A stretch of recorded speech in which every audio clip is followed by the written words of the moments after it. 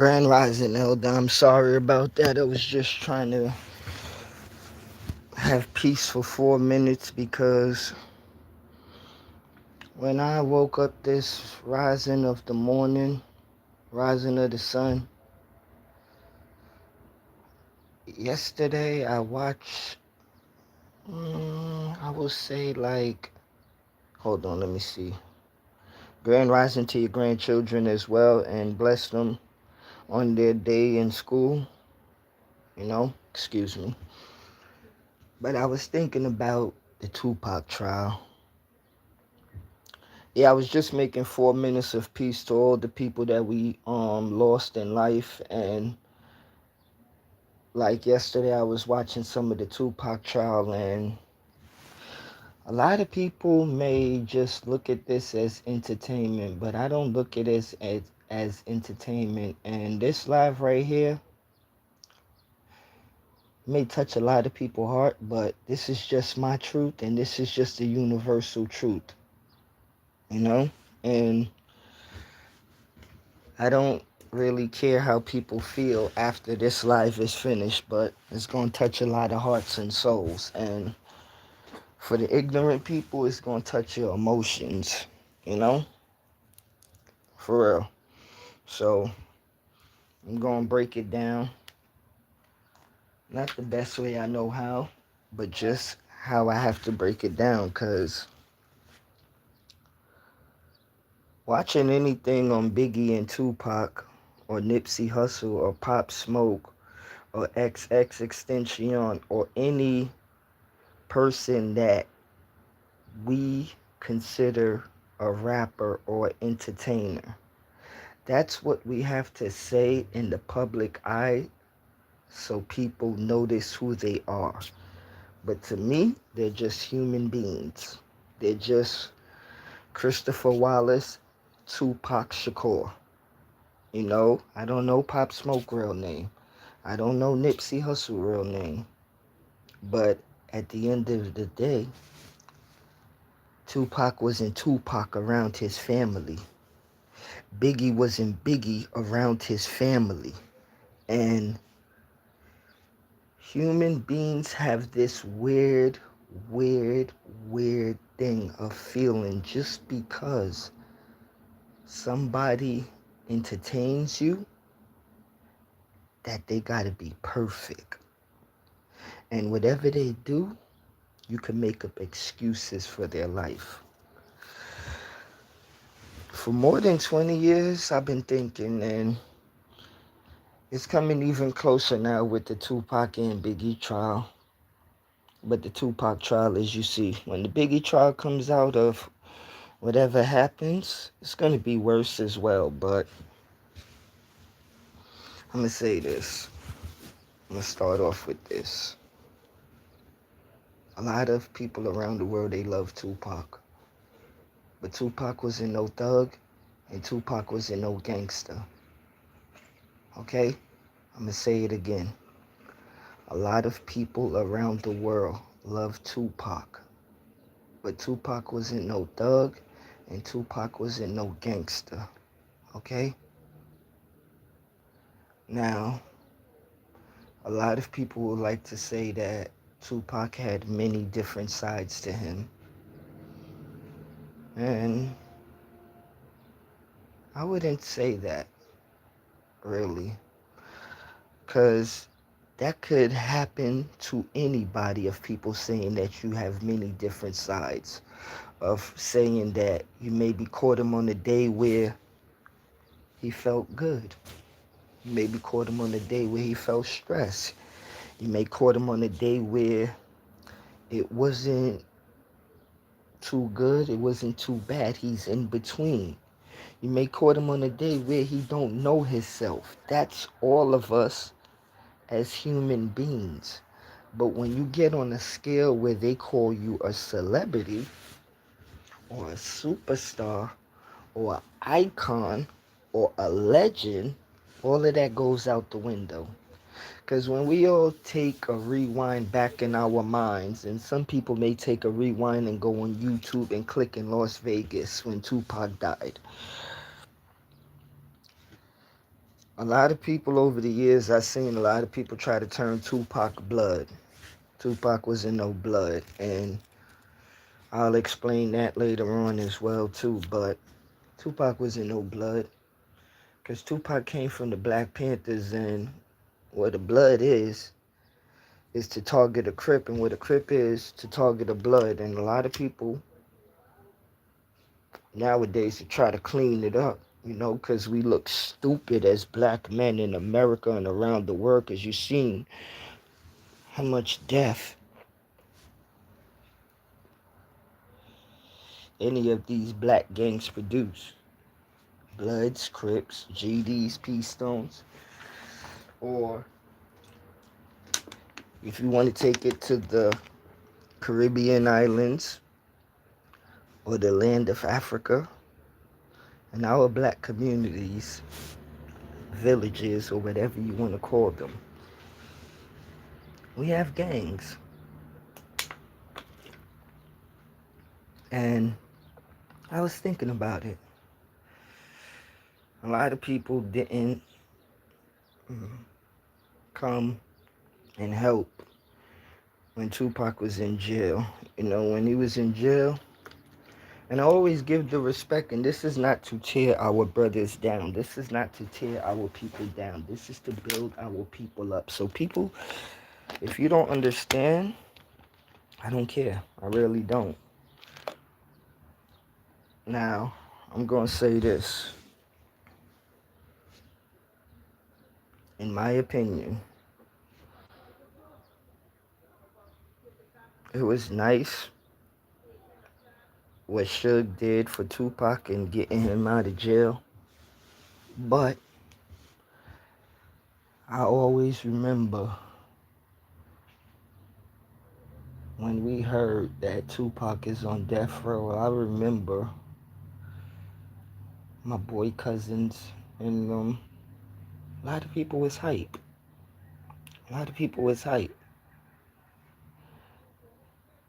But I remember, as I always feel, and I wouldn't say I was hyped, but I was like, okay, he gonna come out of jail. He gonna record, you know? And it was a good feeling because, yes, people love Tupac, and saying that he in the gangster or the thug, that's not a bad thing. Black men, y'all need to stop thinking that just because somebody say you're not a gangster or a thug, you don't get no recognition of living in this life, okay? You still gonna get respected, whether you're a gangster or not. Now, Tupac signed on Death Row, where it had Snoop was there and Dre was there, and you had all of the other people that Suge had around him. Now, I always say that was a bad deal for Tupac to go with. Tupac should have never go to Death Row. Tupac should have never signed with Suge Knight. And people don't like to admit the truth, but I remember when I was a kid, people used to, what they said, Suge Knight was the bully of the hip-hop industry. And I was like, wow, okay. That's see, I don't get it when people used to say that Suge Knight was the bully of the hip-hop industry, right? And I'm like, okay, the hip-hop industry, probably for people on the South or the West Coast, but, and this is why I say, y'all people, and it's the same thing for Biggie too, it's no disrespect, but Biggie wasn't no thug and no gangster. Y'all need to stop putting things on people, okay? Yeah, he may did his little thing in the hood, maybe drunk his little brew, drunk his little liquor, smoked his little blunt, but we need to stop putting bad names on our brothers and sisters, Because look at the outcome. I always say Biggie and Tupac didn't have to die, because how Biggie and Tupac died, they died as victims. Okay? They died as victims, because if everybody in the so-called street, right,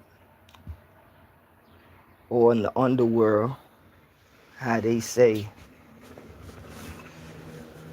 the shooter and the victim, R.I.P. to Biggie and Tupac, but Biggie and Tupac was victims. And the end game of that was we put them on a pedestal now of two of the greatest hip-hop artists of all times. But I'm going to always say it. They didn't have to die. Because how both of them died, they died off of some rap beef, or what they call hip-hop beef. And that's just to show you, this ain't nothing to do with hip-hop.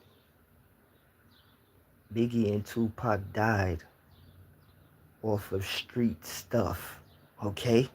They didn't die off of nothing, of music, of beats in the studio. They died off of street antics, street action. But people want to be stupid and want to put lipstick and lip gloss and sugar and all these type of stuff over it all these years. And this is the sad thing about our community as black people. We don't have the sense to wake up to say that these two young men didn't have to die at a young age for something that y'all call rap beef. It wasn't rap beef. Them bullets was real. Okay? Them bullets ain't no... What y'all thought them bullets was, a 16? Nah. It was real hot teeth spitting at them. That was bad intentions. You know, so like, don't tell me. That's why I don't listen to people when they talk about the East Coast, West Coast beef. Nah, there ain't no East Coast, West Coast beef. Because it ain't no hate for our black brothers and sisters that live on the West Coast. That's our brothers and sisters. They are our brothers and sisters, and we are their brothers and sisters as well. You think you must really listen to a stupid music industry or entertainment industry that will really divide you and say, this is the East Coast, that's the West Coast, that's the North up there, that's the Midwest. I remember when they was doing that like 25 years ago. And why do you think, if I'm correct, when Andre 3000 said the South have something to say? Because when you look at it, everybody took that East Coast, West Coast joint. And you know what? When they was killing each other on the so-called East Coast, West Coast, and I don't mean physically, but I mean spiritually and mentally, of going back and forth East Coast and West Coast artists, the South was building and brewing. Okay? Houston, Florida, Georgia, New Orleans. And not to say that they didn't have killing going on down there, but you know what the South did that the East Coast and the West Coast didn't do? The South gathered their artists together and said, we are going to build the South. Okay, and this is why right now the South is still, whether you want to call it hip-hop or rap, the South is still on top of the music game. Don't think of this, what is it, everybody following the drill beat scene? Nah, the drill beat scene been around. But as I always say, it come from the UK, from Jamaica, places like Canada, but they could tell you anything. And then it came to Chicago. And then what they want to say, it went to Brooklyn, then the Bronx took it from Brooklyn, then it spread around New York City, and that's how drill music came. But as I said, man, like what you call dance hall music and music that they used to play in the UK of UK dance hall rap, you little fools, that's the original of drill. But you people want to look on the internet, oh, look for this name, look for that name, look like, yo, people ain't had no names to look for. People outside and the internet wasn't there, okay? Some people had to drive 2 hours away to hear a track or to get a track. Some people had to drive 6 hours to even know if a record label want to sign them. Some people had to drive 9 hours just to get on a song with somebody. And nowadays it's so easy where you can email somebody the song. Or you could send somebody the song through somebody else where they going like, yo, give him that track and see if she want to jump on that track or he want to jump on that track. It's much easier and better to produce the music nowadays than it was before. But before, you had to put work and drive into it literally, okay? Like, I remember sometimes paying $50 for some of my boys. And it wasn't no money because I didn't care about the money. Just so they could do what they want to do, call rap music, you know? And those was the golden days where, I'm going to tell you this, where people in the hood, you will give people money to let them further their life and their career. And you know what? You ain't look for nothing back, because it's like with me and my brother. I don't want nothing back from my big brother, and the same thing with him. Like we always say, like, I'm your big brother, you my little brother. What else do we need? I'm not like you see, some people, they do things for people because it's their siblings, you know? And we still getting into the Tupac talk too, and the music talk. But some people do things for their siblings, and your brother, your sister, you do things for. Some people do things for people in our communities that they love as your friends. And they put a black eye on the word friends to where you have to understand that people that put the black eye on the word called friends, those ain't friends at all, okay? A friend is supposed to be somebody that you trust, whether it's a male or female, okay? This person that ride with you, a friend is supposed to be that same person that's not your biological blood, but is still like your brother or your sister. You humans got the world twisted, and you humans twisted the world so wrong that you make good things evil. You make good things wrong.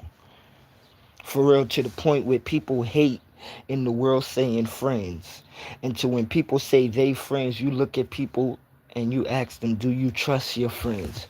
Well, you know what? Y'all let that negative energy in the door of doing nonsense to human beings, of knowing sometimes it's not about the names, but it's about the deeds that you carry as a human being. Because you could be a brother, but are you being a real brother?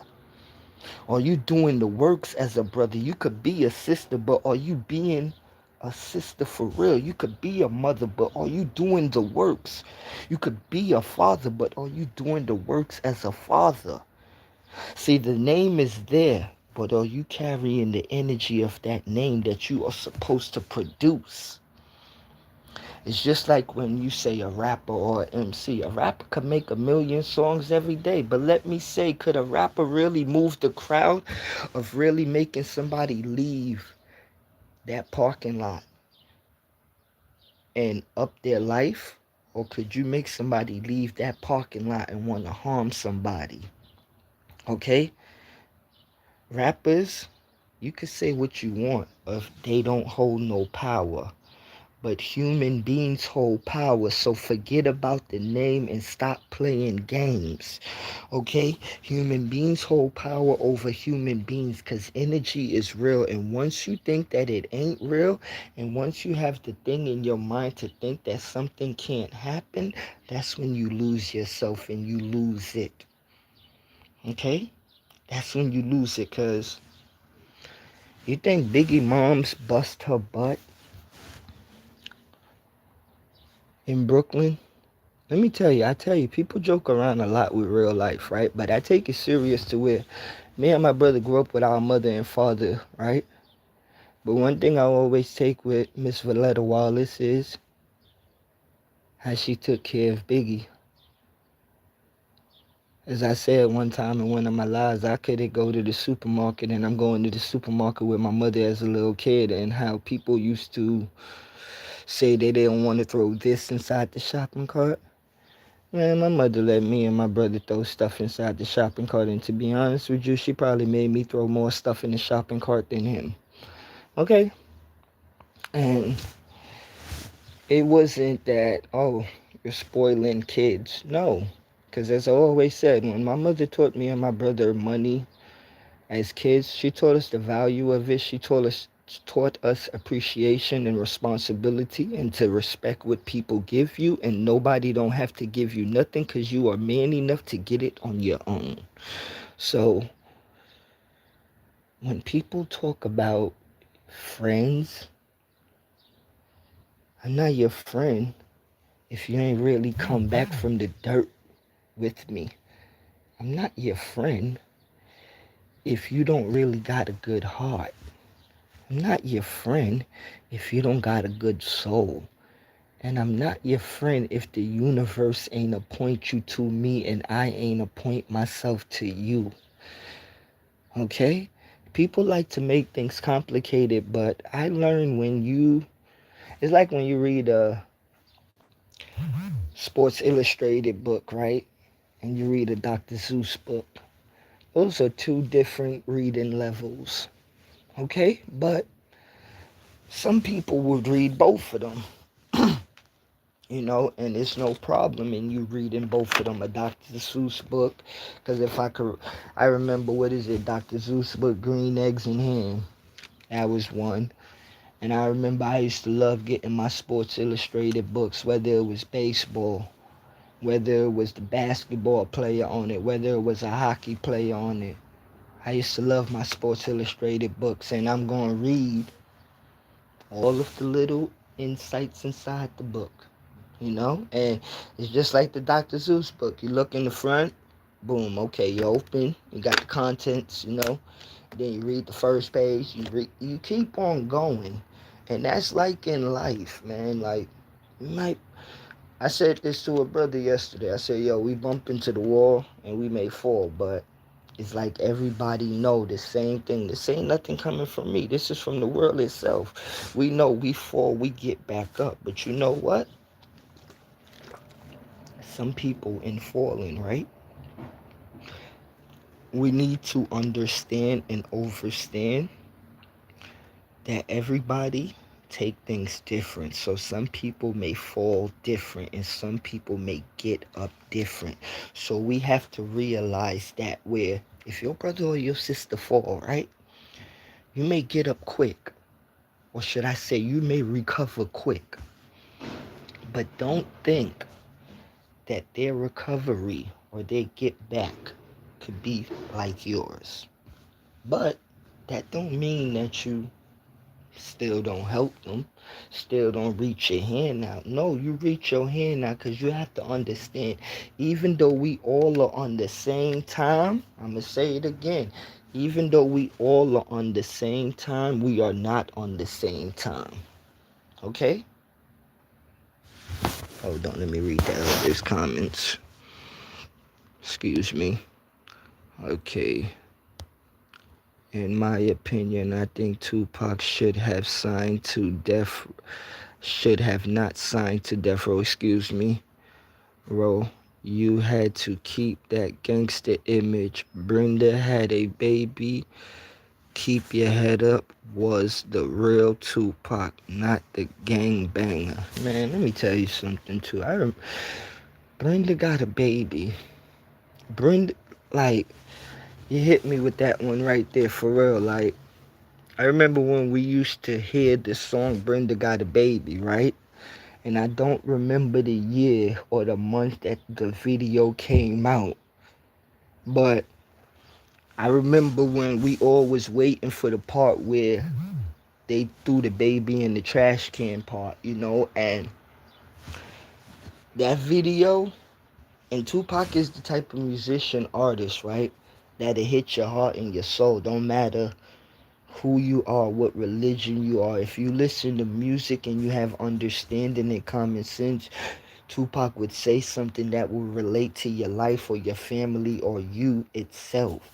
So when I seen him saying that, threw the baby in the trash can, like, I remember we all was waiting for that scene, and it was like, that video still till this day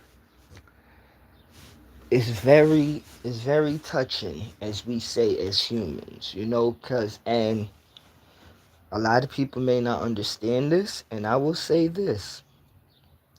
I'm trying to remember. I think Tupac, I forgot the name of the song, but my brother likes the cartoon video that Tupac did. He said that's his favorite song from Tupac because he didn't expect Tupac to do a cartoon video like that. And I said, well, if that's your twist, that's your twist, I'm gonna be real.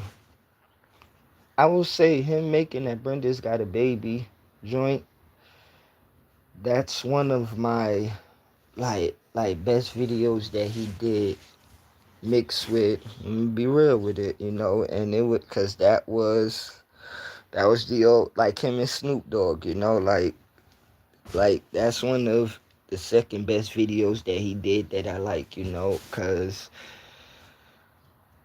I'm gonna be honest, man, I still didn't want the brother to die, but that song with him and Snoop Dogg, two of America's Most Wanted, is still one of my best, like, songs till this day. That beat come on, I still love that song, like, and this is why I say, like, he was so creative as an artist and a person, and Snoop too, that he didn't need that crazy image, but this is why we have to hold each other hands as black men and to tell each other to do better. Okay, Self-Destruction came out in 1989. They said we heading for self-destruction. Nobody wanted to listen. Now look, that's real shit. 1989 to right now, and damn, that hit different when you read it and really look at it. 1989 to 2006. That would be, if I look on my math, what is it? That would be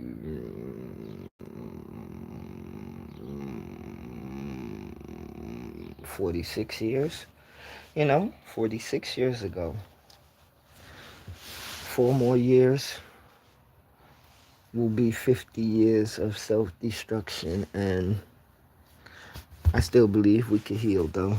I still believe my grandchildren and my granddaughter are my friends. I know they will never betray me. Yeah, no, of course. My big brother is my friend. He will never betray me. Nah. And it was a lot of Brendas in my community. There's a lot of Brendas in all of our communities, and that's the thing, from Jamaica to China to Russia. You know how much Brendas it is in this world? Whereas I said, like, people used to think, right? And this is how I knew that artists like Tupac and Wu-Tang, they crossed over from the blacks and the Latinos, you feel me? And the white people, okay? Excuse me, if you want me to be correct. The Caucasians, they crossed over, okay? Because I remember when I seen people in Japan, people in China, They Wu-Tang fans.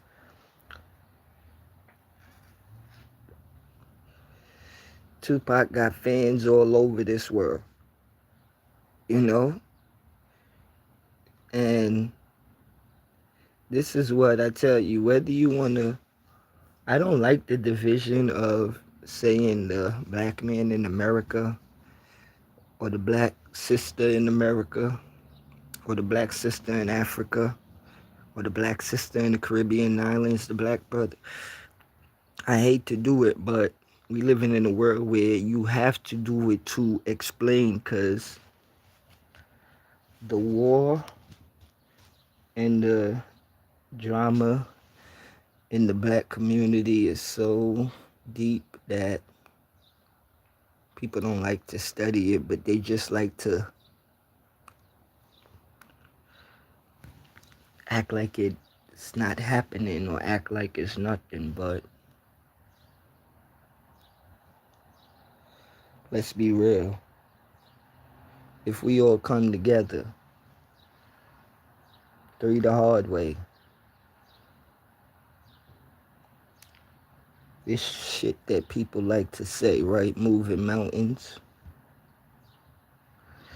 Let me say this, because I ain't scared to say it. Yeah, it might be some loose holes in the world, but if the black people in the Caribbean islands come together, and Africa come together, and America come together, see, let me say this. It ain't about taking over the world. We already have the world, but we'll just be closer to the Most High. And whether you want to call it a he or a she or energy, things will be back in its proper place. Okay? Because what you have to understand, right? We lead and they follow. They're leading right now with technology and money and materialistic things, and that's why we are following them. We must lead the world back on a spiritual path. And when I mean that, I am not talking about looking inside of a book for religion. I'm talking about looking inside yourself, looking inside your brother, looking inside your sister, and look upon and beyond. Some people will get lost with that. Look upon and beyond. Look upon your steps every day and look beyond your steps, because yesterday is yesterday, today is today, and tomorrow is tomorrow, as the ancients always said. But you know what? It still holds one point, okay, of moving forward. And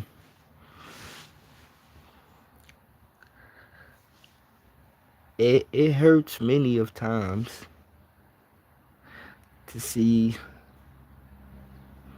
I'm not gonna even fake and say like, nah, that joint don't hurt. It shit hurt, man.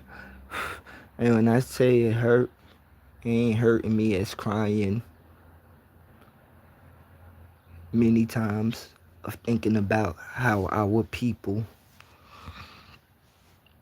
could be strong, and not physically, but mentally, spiritually. It hurts on a spiritual level where you know what y'all could do, but you know what y'all ain't doing. And it's like a battery, negative and positive, fighting. The energies fighting against each other, fighting, clashing. And sometimes I think, like I said to a brother yesterday, I said, some of us reach so dark that we know that we have to turn on the light. And they get back to the crashing in the wall thing. When some people crash into the wall,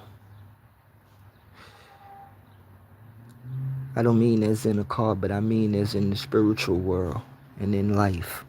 Because some people crash in the spiritual world and then you see them crash physically in real life. Crash out, as they say nowadays. When you hit a wall, it's okay. It's okay. You know? Because as I said, that's one of the reasons why I started this page too, of talking to people, because you hit a wall, I don't care, I'm here for you. I done seen too much souls in this world leave souls alone, where I watch people down on the physical and I said, you know what? It ain't if I know if I could help them, but I said I'm gonna be here, like, because I remember when I started some videos, I said I'm not the billionaire motivational speaker, excuse me. I'm not the millionaire motivational speaker. I'm not the flashy motivational speaker. Nah, I'm not none of that. I'm the motivational speaker straight from the corner, straight from the alleyway, straight from the gully, straight from the banks and the beaches, okay? The one that crossed the bridge and don't burn it, okay? Like, I'm not going to be Hollywood, because I'm not Hollywood. This shit that you heard them say years ago with Jay-Z and Puffy of black excellence, it may look bad in Brooklyn. It may look bad in the Bronx. It may look bad in Louisiana. It may look bad in Kenya. It may look bad in Trinidad. It may look bad in Jamaica. But let me tell you something. All of that badness, and yes, I do get on my brothers and sisters, and for the people that understand and overstand and understand, I care. But for those that don't, I don't care. Okay? Because this ain't something that I want attention for. This ain't something that I want any money for. This ain't something that I want glory for. Because when them spiritual doors close on you, they close on you. And not saying that you can't ever get your way back in, but it's like climbing the highest mountains in the world. You got a long way to go, brother and sister. You got a long climb. And you know what? I'm from the old school days, man, where I hit you this. Remember when we was chilling on the block when you was kids, and talking about before any one of us was 13 or 14, when we kids. And somebody say they going to the corner store, and between probably like the 7 of y'all maybe got like $10. Somebody got $2, somebody got a quarter, somebody got 50 cents, somebody got $3, somebody got $1, somebody got 10 cents. It's real joint, real life. And one person said they going to the store, and that may be the person that got the quarter. And person with $1 be like, what you gonna buy? And back then the only things you could buy possibly was a bag of chips, 5 Super Bubbles, 5 Crybabies maybe, or 5 Charleston Chews, or 5 Peanut Chews.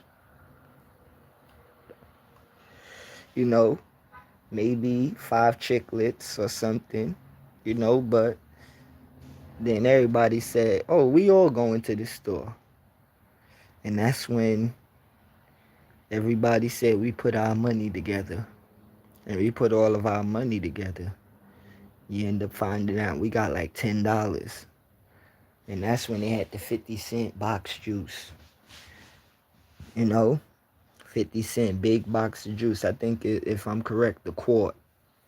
For 50 cents, different flavors. You had the quarter waters. You had the You even had the quarter waters, the 25-cent waters, Deer Park. Okay? Now, I remember back then too, some people used to drink the real water for 25 cents, and then they had the Deer Park waters for 50 cents. Remember sometimes, we in the store, we'd buy a whole bunch of chips, whole bunch of candy. And sometimes, one time, it'd be a person like, let me get an apple or orange, you know. You get an apple and orange from in front of the store. Get your juice, we get our candy. So you got juice, candy, and chips. You go have a little, what we used to call as kids, a little party. And that's when you used to ask the store man for a brown bag, the big one. And you take all the chips, pour all of them in the same bag.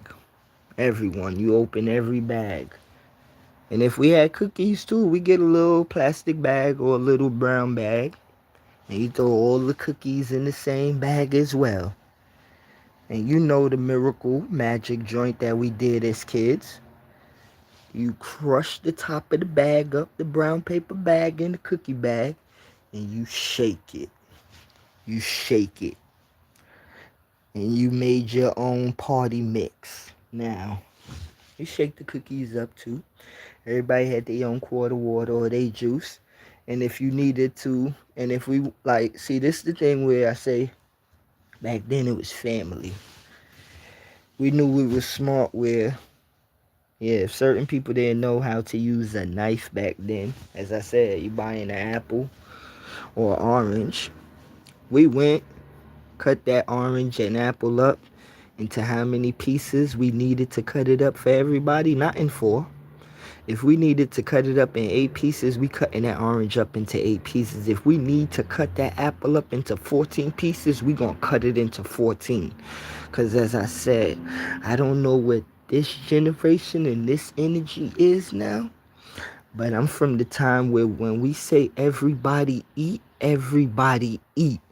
It was kind of how y'all call sins in the Bible and other things, that's haram. That was a sin back then, okay? Because, yeah, we did joke on each other and tease each other. But you know what? You never let nobody starve back then as kids even, okay? Everybody ate. Because it wasn't even about everybody being happy, but we was little kids and we didn't even really know what friends was, but us showing love to each other in a weird way where we don't understand was our love. Okay, because you got to understand, before you were a teenager, right? And even when you were a teenager, you still don't know what real life love is between human beings. So when you get to that little age of you kids, and I'm going to take it to even serious, because I got a cousin, Chunky. It's my cousin and my god brother. We would share a quarter back then. We'll share 50 cents. We'll share $1. We'll share a bag of chips. And if we had a rough day, ain't nothing. We gonna share that quarter juice. You feel me? You get your sip. I get my sip. Bottle go in the garbage. Get a bag of chips. You remember that day you get a bag of 25-cent chips, cheese doodles or something, right? And you and your boys there. What you did, you opened the bag, right? And you there throwing out a little bag of, excuse me for that, you throwing out a little bit of chips in everybody's hand. Come on, man. Like, I remember the time back then where I take it so deep, man. Like, remember splitting your super bubble? Come on, man. You tear your super bubble for your brother or your girl cousin or your sister or your friend. Like, and this why I say, like, the hate y'all produce nowadays, it is love, but it's just in a reverse way where they taught the young, and it's not even the young only, because I don't like when this generation of human beings that like to say the youth is wilding. No, everybody wilding. but you want to use the youth as an scapegoat. You want to use the youth. Let me tell you something I learned in human history. The youth will always wild out. Okay?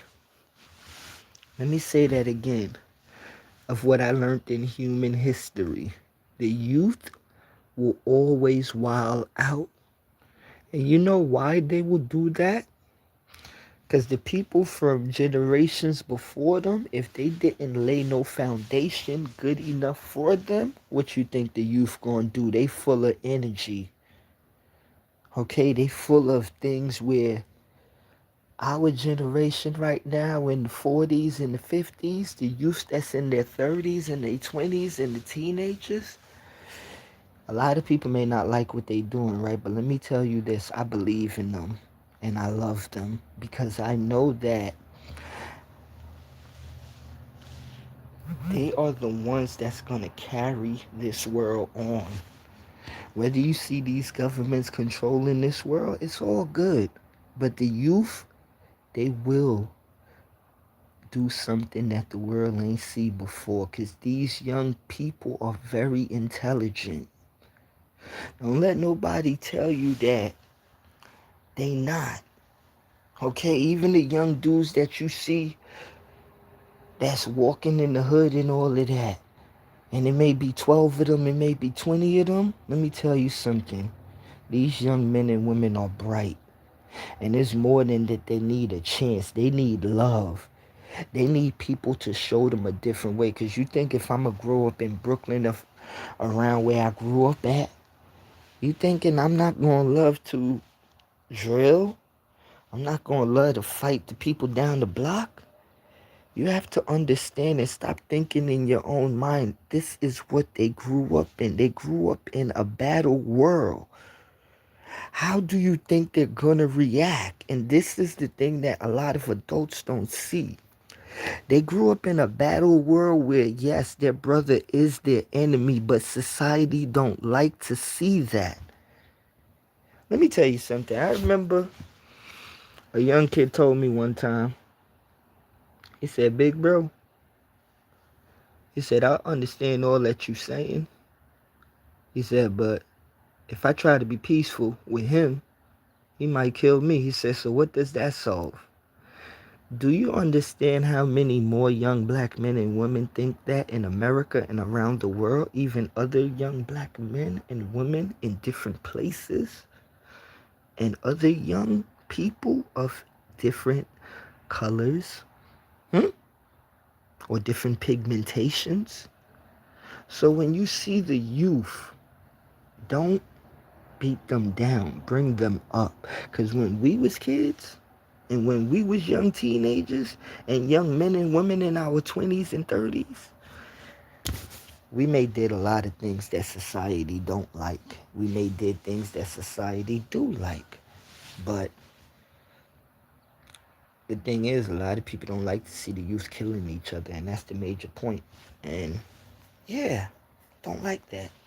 But you know what I always say?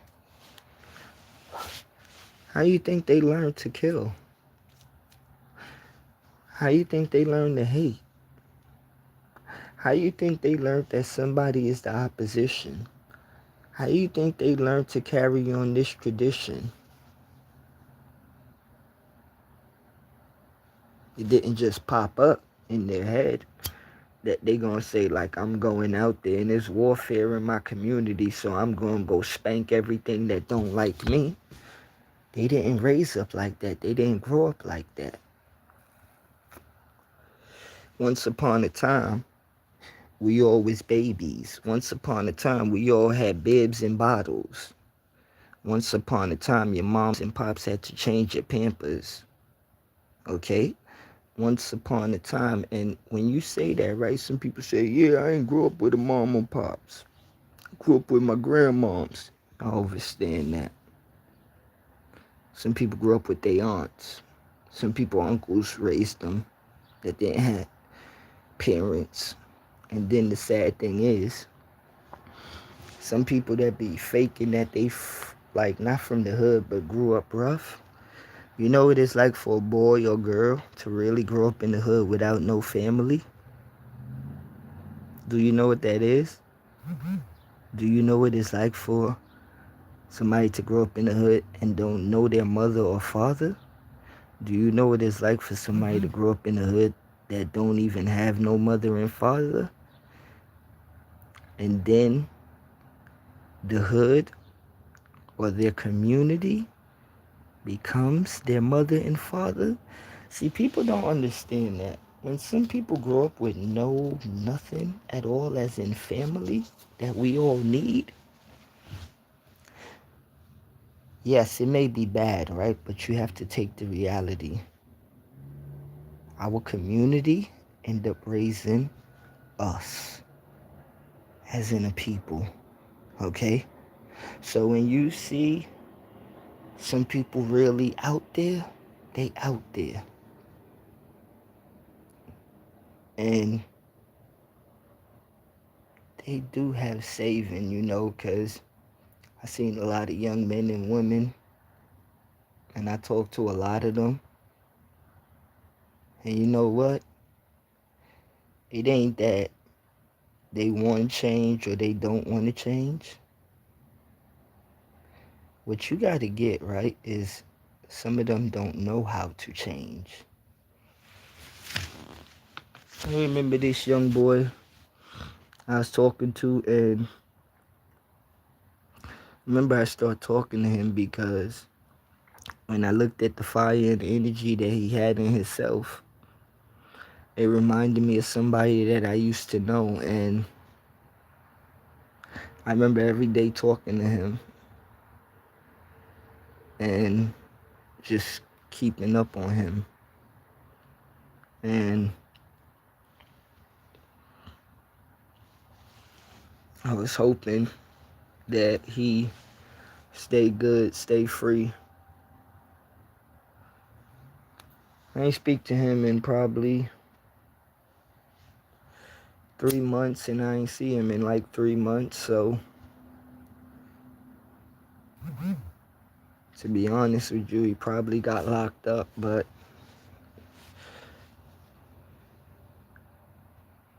when I see him again, I still believe in him, because I do believe in him. And I'm not the one to turn my back on anybody in this world that I say I love. And to be honest with you, even the people that hate me, because what you hate is what you don't know, but the universe and Jah gave me enough power to understand what we live in. But you don't understand that yet. So, your hatred, always tell people, yeah, I'm subject to be hated in this world, but if anybody in this world ever truly know me, you'll be probably wrong to want to hate me, because I tell you straight up like this. I ain't nobody punk, but I ain't nobody bully. You know? For real. That's just how it is. Bless up, man. Proud, bless up. Yeah. I ain't nobody punk, but I ain't nobody bully. And some people may not understand that or get that, but I was born with a fire in my soul that I didn't get when I was young. And it was the eternal fire that would always burn and blaze. And I'm never ashamed to say that many times I ran into that wall. But you know what? I always got back up like Batman, because when I said that we all on the same time, but we not on the same time, when you fall down, you see everything. You see everything. and you see everybody. And you have to understand this. When you fall down, nobody sees you but a few. And those that see you is the ones that really care. Okay? Because it's just like when I was talking about the Adrian Broner situation the other day. I'm not, and I know many people that got a heart and a soul. We love boxing.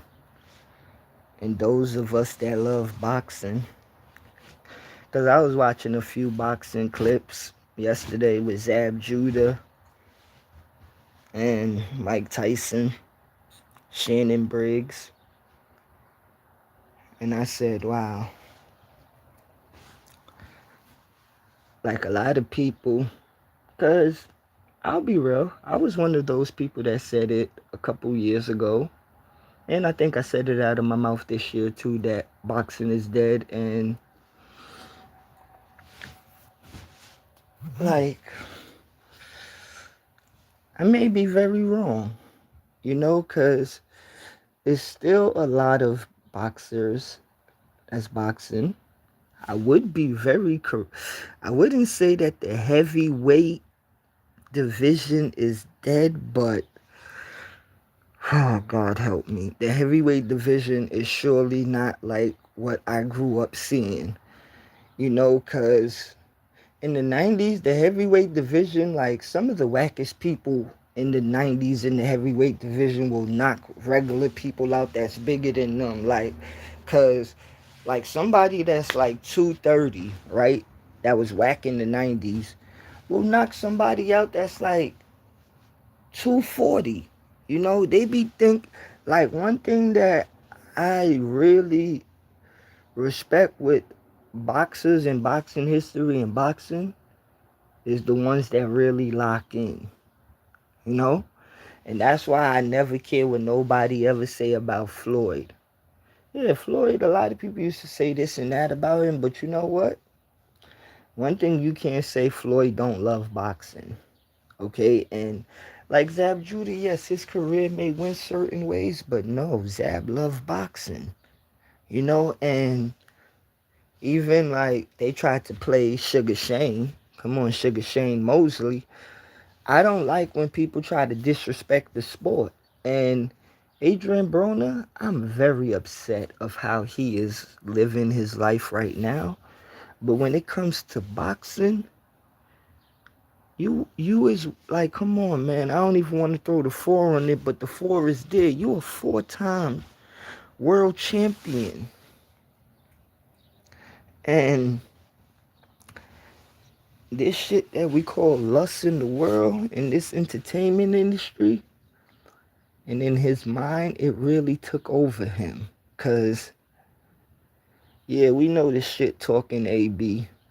We know the flossing AB, but you see where it got you now, to where I'm looking at this shit and I'm like, I'm not going to say that he can't get his way back to not on the top, to be a champion again, but clean up and get back into shape. Because this, no disrespect to no people out there that got weight on their body, but in the boxing world and in the athletic world, in the sports world, like, we stay in shape. You feel me? You stay ready any given time. Like, anybody could want to battle you. Anybody could want to say, like, let's play basketball or football, and is you up for that challenge? Is you up for that challenge? And I put it to you like this. It's how I know that AB, see, a lot of people, they always say, like, yeah, once a boxer, always a boxer. Yeah, that's true, right? But one thing I learned, that many of us got something that they say in this world, that energy, that it factor, or that it.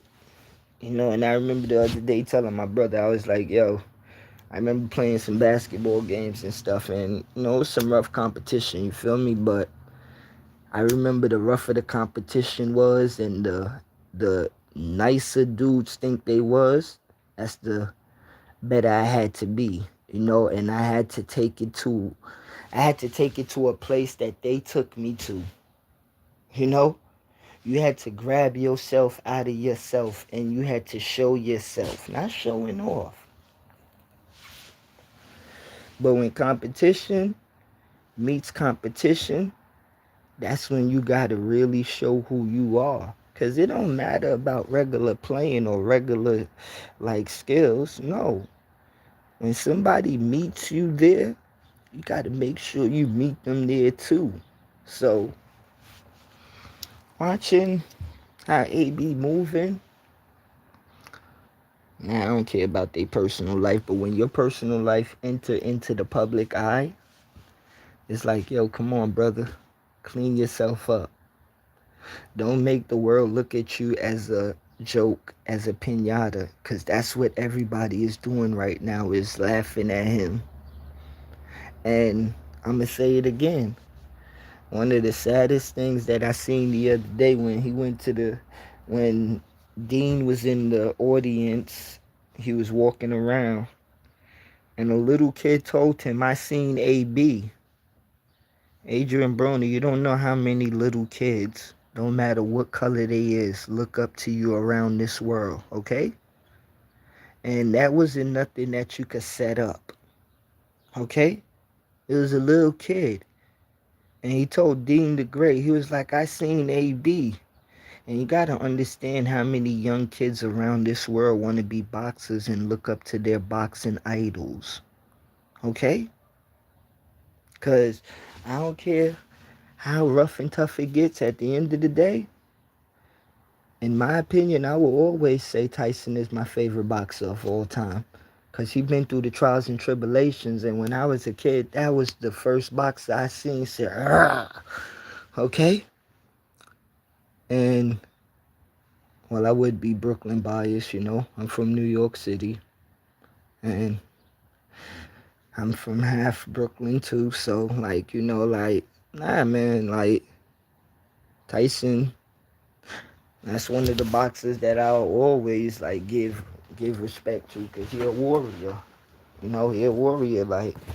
And I look at his losses in boxing and his professional as wins. Because yeah, Tyson may lost to Lennox Lewis and Evander Holyfield. But he's still a champion in my eyes. He's still a champion, and some people could get back and some people can't get back. I just hope AB see who he is, and see that don't do it for the people, do it for yourself, do it for yourself, because you may never be a world champion again, but you could get back into shape, and you could surely help a lot of these young kids out. And you can surely help a lot of these young boxers out that want to be future boxers, and future world champions and division champions. Because the young boxers, they need that encouragement from the elders. They need it. They need it. It's just like, I remember when I was a kid playing basketball, I watched the TV, and I would say, if I didn't have one of, my big boy cousin, I don't know if I would have really, let me see, how could I say this?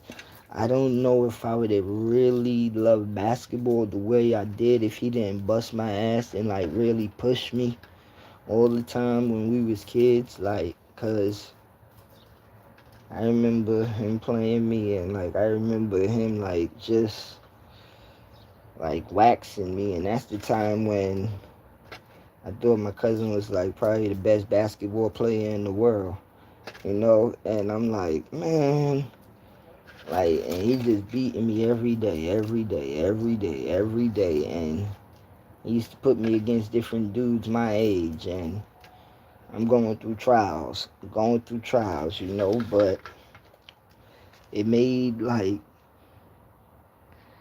I don't know, he turned me from like a cub to like a lion, cause I remember some games, your shirt getting ripped, like, and like, your shirt getting ripped and you like, forget it, you just ripped the whole shirt off, like, and you getting hit and you like, you know what, you don't care, you still going. And those was games back in the days, like, it was rough. But that rough ball, and this is why I say that people, like, you talk about New York City ballers, like, come on, man, you don't want to go on a court in the 90s, or even the 80s, like, and play street ball, because if you ain't, like, if you can't take that contact, you shouldn't even, like, lace your shoes up in your house, you know? You shouldn't even lace your shoes up in your house, because don't matter which park you go to, people bringing the noise, and you better bring the noise too, you know? And that goes for football, baseball, shoot, football too, pigskin, like, and like football too, man, because if you ain't got no energy playing football, you ain't running, you can't run, like, shoot. I can't play football like I used to when I was a kid, but I can still kick, Like, I think I still got I say probably 60% power strike, For real, I ain't gonna lie and say like, yeah, I got 100% power strike. Nah, my joint probably like 60. So saying that, somebody would probably catch my joint, A goalkeeper would catch my joint, but nah. And even with that, like, you always got time to practice and get better, Like with any sport or anything in life, if you really want it, if you really want it, you could always practice, get better, work on your joint, and get better. And that goes with even like, you want to be a rapper or a singer, an actor or an actress, work on your craft, don't think that you just gonna get by just by being you, or think if you had like a good song and everybody gonna ride off of that good song and you can make a corny song. Don't think that just because you had a good movie that everybody else gonna be thinking about that last movie you did. And it's just like if you had a great TV show. Don't think that everybody gonna, yeah, they may know your name from the last movie you made, from the last track you made, and from the last TV show, or the last game you played. But you gotta always remember, everything is gonna be brand new. So what you gonna do? Like, you gotta keep yourself sharp. If you really love what you say you love, you gotta keep yourself, and that's what I said too, man, because, like, I'm gonna be real, man. Doctors couldn't tell me nothing. Don't tell me no nonsense. Oh, Delvin, you ain't gonna walk again. Yeah, you could kiss my ass. Like, for real. Like, like, even if I get up to 90 years old, I'ma still look to play ball. Like, you can't tell me you ain't gonna walk again. Yeah, you won't say that again to me. you know. So, now you always gotta push. When you push and you believe in yourself, you can't go wrong.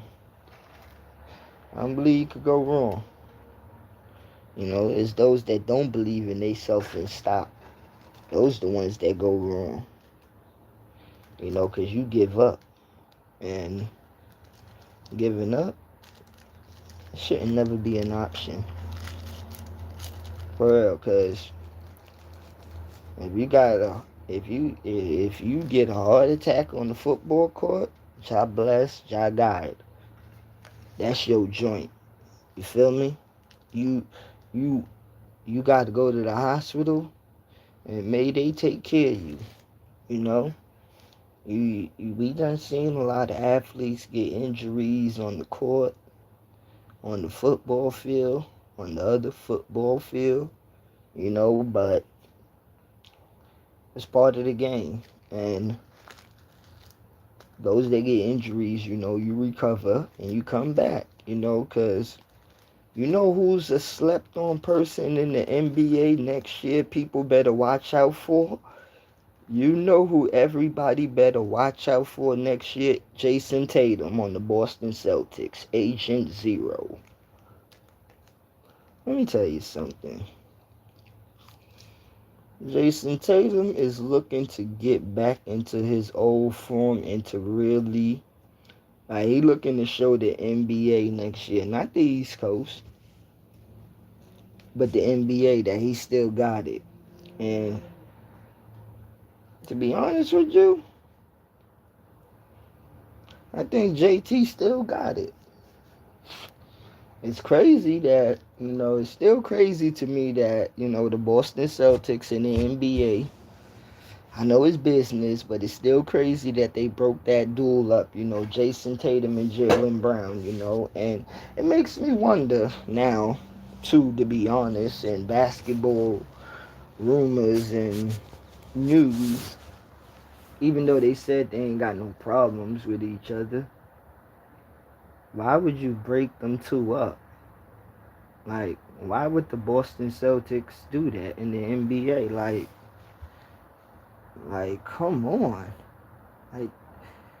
Like, I'm a Knicks rider, but come on, Jaylen Brown and Jason Tatum, those are two superstar players, and those is two you know, Jason Tatum when he healthy, he gonna drop 23 or more. He could get 5 and 5. Jaylen Brown, you already know the work he could put in. So I don't know. But let's see what the Boston Celtics do next year anyway too. Cause I gotta see they new starting five in the in their team. But I think Peyton Pritchard is still on the team, and he's a good player too, for real. He ain't no slouch. Pritchard ain't no slouch at all. Boston know what they was doing with him. And there's a lot. Miami, I don't think Miami Heat's going nowhere. For real. Guinness gonna do what he gotta do and all that, but Bam, he gonna play his game, but for real. Cause the whole NBA, a lot of people made a lot of different terms, and I'm gonna say it now. Brooklyn Nets, you better have a good record. I hope the Brooklyn Nets just get an even record next year. For real. It's either an even record or make it to the playoffs, because I'm going to keep on saying this. I forgot his name, but the owner of the Brooklyn Nets, yeah, you could be a millionaire or billionaire, but I think he's doing a lot of stuff on purpose, and the general manager. I think they tanking the Brooklyn Nets for the past 3 to 4 years, and it's come on, you're not gonna bring nobody in to really step this team up in New York, and you just gonna make this team keep on playing like this every year? Nah. Somebody doing something on purpose. And if you think that you're looking for a number 1 draft pick or a number 2 draft pick or even a top 5 draft pick or even a top 3 draft pick that's going to help you, no. Because the last time I checked, AJ went to Washington this year of the draft, and last year Cooper Flagg was number 1 that went to the Mavericks. So what you think you doing, Brooklyn Nets? And this is why I say it's like you having a team in New York. Do you want to take them back to Jersey, NBA, and Brooklyn Nets? Like, come on. But you want to keep them in New York and keep on embarrassing them. For real, like, shout out to Jason Kidd, man. Shout out to Keith Van Horn. Shout out to Kerry Kittles. Shoot. What's my other boy that used to play with the Nets back in the days, too, man? Kenyon Martin, man. For real. Like, y'all making the Nets look like they some suckers, man. The Nets used to hold it down on the East Coast, you know? Them gray jerseys.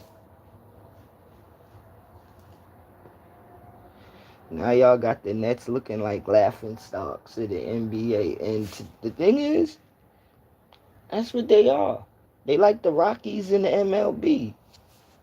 And no disrespect to the Colorado Rockies either, too, because I remember I thought they was going to have a good year in the MLB this year, but, for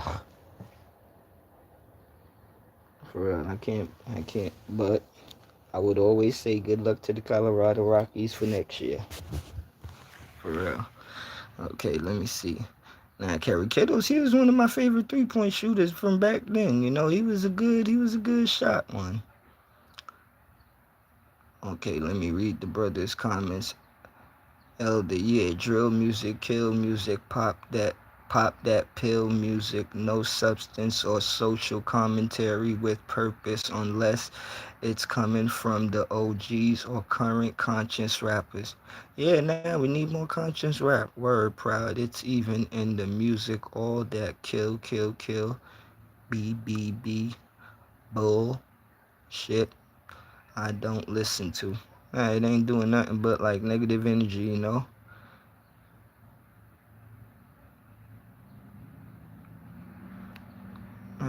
Okay, let me see. I don't watch TV, but I do keep up with the highlights and news reports about sports. Oh, yeah, now you gotta, I always watch my little sports center when I could. You know, I don't watch it like I used to. I used to be a, how could I say? I used to be a sports center junkie and addict, you know, because I just used to want to hear what they was gonna say about the games, like the baseball games and the basketball games, you know, like the football games, you used to wait till Monday, you know, and you'll be watching all the breakdowns in football. Like back then when football season came out and they used to break football news, like you have like some people would be watching like 5 hours of football news. You know, I stopped rocking with LeBron since he wanted to fight Mario Chalmers because Mario called him out. Now, Mario Chalmers my boy, man. Mario Chalmers been good since, what's the name? College. Mario Chalmers is a shooter. He a player. LeBron head cleaner than a Kids Bop album.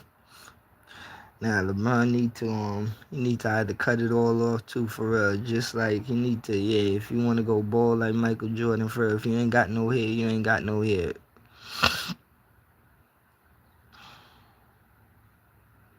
For real. Marcus Camby. Oh no, Marcus Camby. Shoot, what do you mean, man? Marcus Camby a warrior. You can never forget about Marcus Camby. Marcus Camby a warrior. For real, Marcus Camby at the time was a 20 and 10, man. Love when he was on the Knicks too, though. Shout out to Marcus Camby. Love your Knicks days. Kerry Kittles. Oh, Chris Childs. R.I.P. Kobe.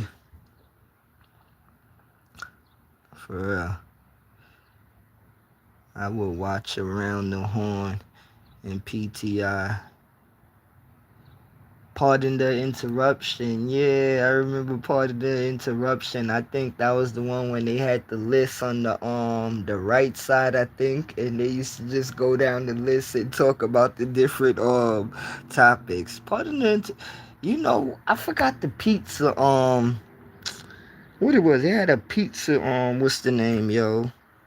Sports joint. I forgot. I think it was Cold Pizza maybe. It was a pizza on ESPN. Forgot. I think I'm wrong though, but I remember it was pizza something. But that used to. Nah, man, I even used to like when skipping on. Okay, cold pizza. I know it was pizza something, you know. It used to have some good sports shows on ESPN, you know, like around 4 o'clock, 5 o'clock. You know, because if I'm correct, I remember 6 o'clock used to be the Sports Center, the return of them talking about everything again. They used to start it all over, and then 7 o'clock or 8 o'clock, it may be a baseball game or a basketball game used to come on back then. Nah, man, and sometimes he be wildin', but I'ma say this: shout out to Skip Bayless, you know. Shout out to Skip Bayless, cause I used to when him and Stephen A was on fire, I used to watch it, and it used to be funny with watching Skip and Stephen A go back and forth at it. You know, it used to be funny, but Skip did lose his energy. He not like the he. I don't know. He not the same like he used to be. I say that. Yeah, he not the same like he used to be because he used to really be talking about the sports. Nowadays, it seems like he just want to talk about people's personal life and stuff, you know, because even with him, like, I don't, I don't care about, like, I'm not getting into LeBron personal life, you know, I'm not. Like, as a player, do whatever you want, LeBron, you know, like, I'm not into his personal life, you know, like, only one There's one thing I could say about LeBron. I'll say this. When he was in high school, he was dunking. You feel me? And when you first came to the NBA, you was dunking. And I remember a lot of people don't do this no more. And a lot of people ran away from the dunk contest, you know. But I used to always want LeBron to be part of the dunk contest because there's one person I'm going to call out to in the NBA right now that need to enter the dunk contest if he keep talking trash. And that's Anthony Edwards. You my boy. I love you. But you got to enter that dunk contest if you're going to keep on talking about dunks, you know, because at a time back in the days, man, when it wasn't even no question. You knew the best dunkers in the NBA was going to be in the competition. You knew the best three-point people was going to be in the competition, and they didn't back down because it was like, yo, they wanted to go at each other for the love to see who got the best shot or the best dunk. You know, and it was just like when the East versus the West. Like, I don't care about the West Coast in the NBA. I always wanted to beat the West every year since I could remember as a kid. Okay, and it's still like that till this day, even though they switched up the circuit of the All-Star game, you know, like I done watched it went from wearing this like different color shirts to then they had the E shirts. Then they making this A team, this B team, and this C team, and they making different people be the coaches. They having different quarters. Like, yo, like last time I checked, we got the East Coast and we got the West Coast. You got one captain on the East Coast, you got one captain on the West Coast. You got one coach on the East Coast, you got one coach on the West Coast. And that's how we settled the game when it came on Sunday. You know, like all of this new stuff that they doing with All Star Weekend. Cause to be honest with you, like one of the only things that I still do love the All Star game, but I'm probably just loving the skills competition and the 3-point competition nowadays. That's the only things that I'm really, cause they washed the game down. I was a I used to be an original like recorder. I used to record the All Star Weekend, man, for real. Like, and that's when, if I'm correct, came on TNT, you know, or TBS, you know. Shoot, like you couldn't. mm, I forgot which one it was, but it was either TNT or TBS. Mm. Oh, Vince Carter, though. What Vince Carter did in that All Star Weekend right there, you ain't never seeing that again. Cause he bought everybody out in the NBA. and he had the legends there. He had the crowd hype, and I don't know how much people watched it on, like, worldwide, but you will never forget that. Like, because I think, you could call that the Vince Carter All Star Weekend, because he was, forget about the game. Vince Carter dunk contest made the All Star Weekend. Okay, like and that's the thing about some superstars when it come in the All Star Weekend. Like, I'm not saying forget about the All Star game, but it got certain superstars that they could do certain things and they take over All Star Weekend. Like, yes, the game is the main like source, and I remember when they had Friday night, right? Friday night used to be the celebrity challenge. Yo, that was funny, because it used to be funny to see a lot of the celebrities that can't play basketball, and then it's all in fun and entertainment, though. Okay, let me see. Oh, no, man, for real, because I remember, what is it?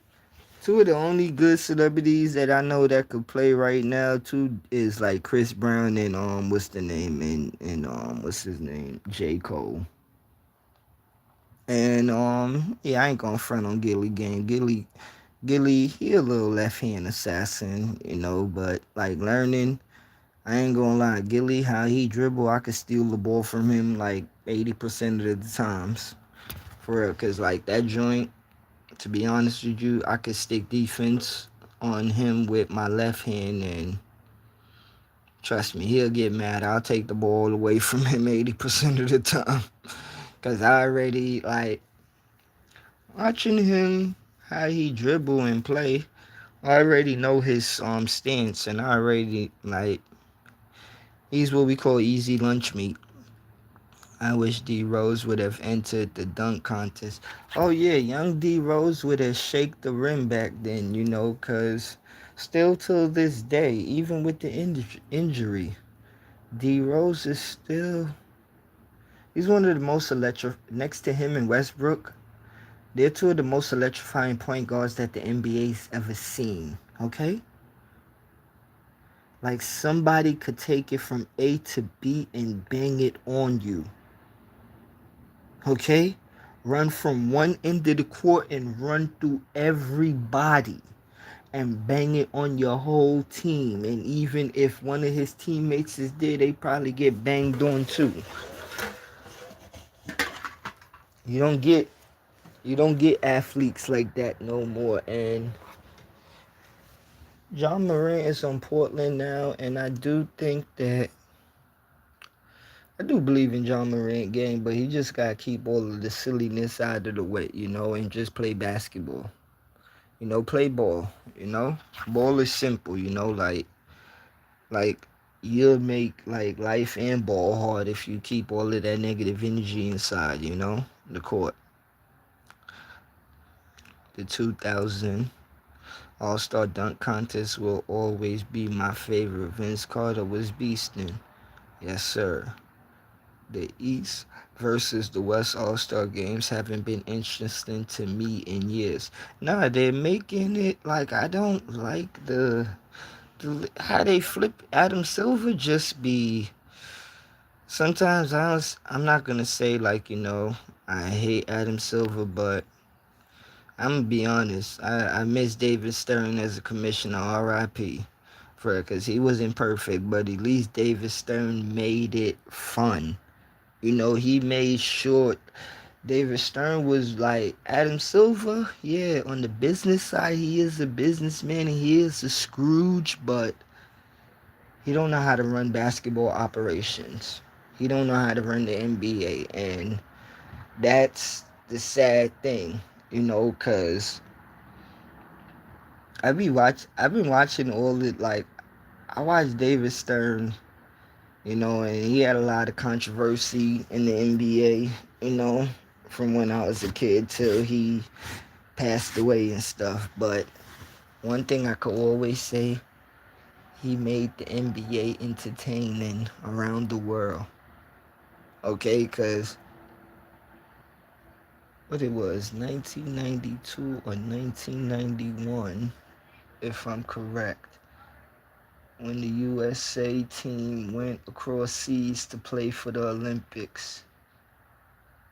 That took the NBA global, okay? And then we start bringing in more European players, more Asian players, and all different type of players. Let me tell you something. Even though we did had players from all around the world in the NBA before, you know, but David Stern kept adding stuff in that I would say people like. And the shit is what I would say the difference between him and Adam Silver. How you doing this All Star and even the dunk contest of how they making the rules? You know, like come on, the 3-point contest, how they making the like no. You know, like come on. Like and one thing I think that could save All Star Weekend is they if they make the one on one versus one, you know, one on one. And even though LeBron, Kevin Durant, and Steph Curry are on their last legs, 2 out of the 3 gonna have to enter the 1v1 with somebody, you know, like, cause it's gonna have to be where I will say they make like one of the legends that's in the modern day game playing now, Steph Curry, LeBron, or KD, play one of the new people in the NBA like John Morant, Anthony Edwards, or even Luca, or anybody, you know, cause it's like passing the torch and it's NBA competition. This is All Star Weekend. Like entertain the crowd, you know? Like really get serious. Bro, I remember back then people used to actually really like the Olympic jerseys and the All Star jerseys. Nowadays you don't really see nobody buying any NBA All Star Weekend jerseys. Do you? Okay, you see people buying more MLB jerseys than NBA jerseys, or I don't really see not. You know what? And people don't even wear the NFL All Star jerseys no more. Get on TV and straight embarrass themselves. Oh yes, most of them do.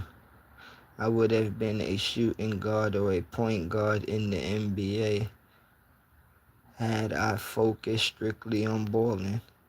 Well, yeah, same here, my brother.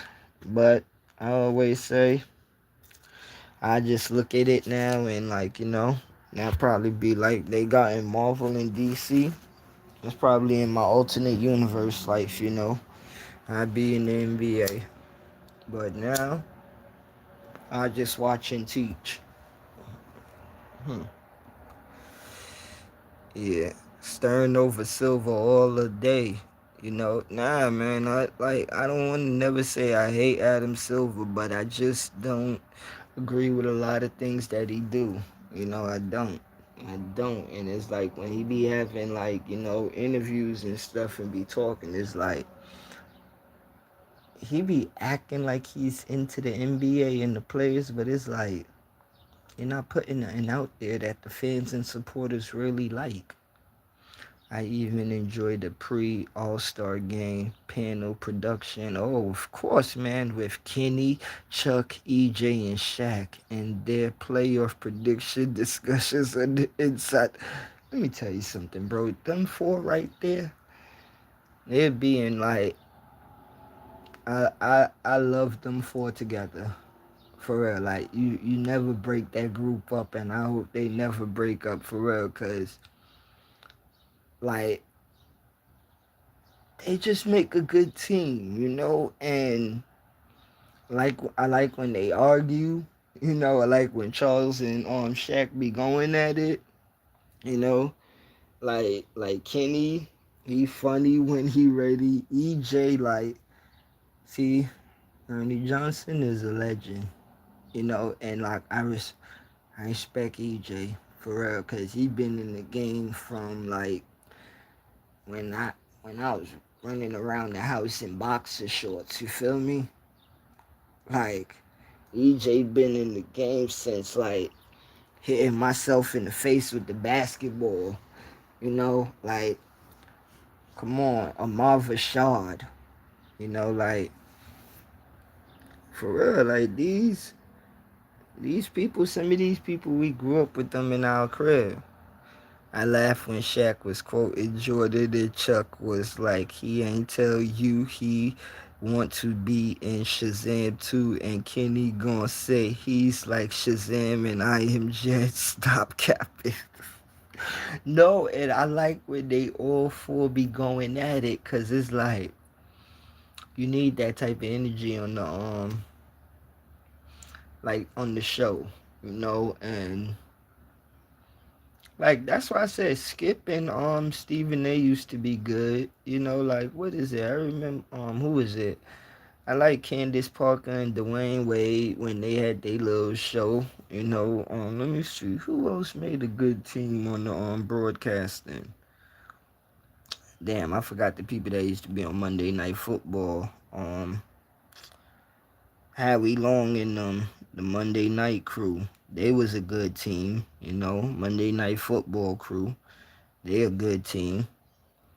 For they what is it nowadays? I think they for the MLB they had I don't think they gave I see him sometimes there like Alex Rodriguez, Big Poppy and Derek Jeter once in a while talking with MLB. I liked it when I seen them on stage together talking, you know. Yeah, now you like when you see the old school like players like talk about the sport, you know, that they played, you know, and you know that they ain't talking with like, you know, no craziness like these crazy analysts that get paid money just to talk about the sport. You know that they gonna give you the raw truth that you know it because you played it too, you know, so you understand what they saying. And that's why when you look at some of these players that they play halfway, you be like, come on, man. I don't like no panel with Paul Pierce on there. No hate, just saying. Well, me, I'ma say he's God, please forgive me. God, please forgive me. He's stupid. Okay, like for real, like he the old me would. Please forgive me again. I ain't gonna say it. I don't know though. Like, I just can't take his commentating for real. I can't really like. I rather listen to Becky Hammond talk, you know, like for real, or Sue Bird. Like I can't, I can't take him serious. Like I watch you play all day, Paul Pierce, but watching him talk about basketball, sometimes he be very biased and he just say a lot of stupid things, you know. And that's not saying that he don't have like basketball skills to analyze a game, but the things that I heard him say in the history of my life and your life, Proud, and his life, I don't think he can analyze basketball, and I would like to listen to it. I'm not saying that he can't, but I don't like to listen to him talking about anything, because sometimes he go off the rail and say stupid stuff that is not even about the game, and like shit. That's why LeBron got more rings than him. You know, he don't like LeBron so much, but that's why LeBron got more rings than him.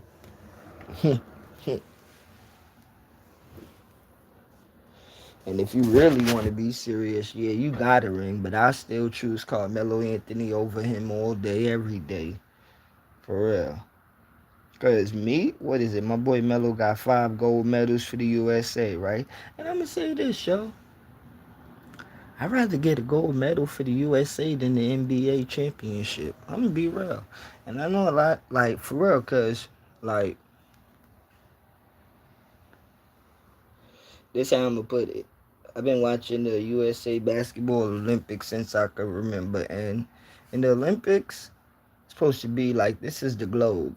So, it got the NBA players that come from America.